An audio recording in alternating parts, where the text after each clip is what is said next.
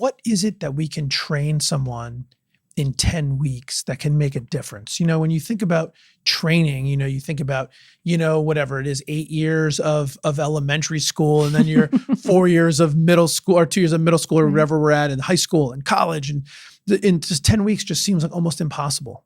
Yeah, I mean, that's a great question. And it really kind of expands past just what we can do in 8 weeks. But, we really focused on the fundamental skills. What are the things that everybody needs to do? So it's manufacturing math, it's blueprint reading, it's metrology. And bigger than that, it's those employability skills, the critical thinking, the problem solving, the systems thinking, and getting people to really think more systematic in understanding the whole process. And I think that's what's really neat about manufacturing is it's a process that you can actually see. So you can, in your mind, kind of be able to understand how something was made by walking through that process. So it's a little more concrete.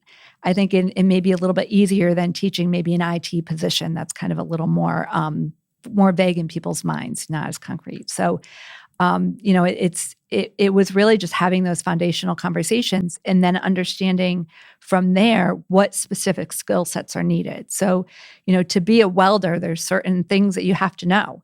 And those are the things that we teach there.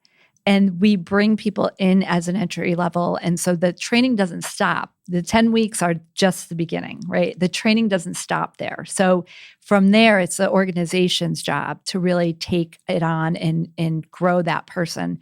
So we've had people that, one of the people we hired through the pipeline program went through an apprenticeship program with us on the job training and now is a floor manager. So, that's kind of the bigger picture that we have to look at.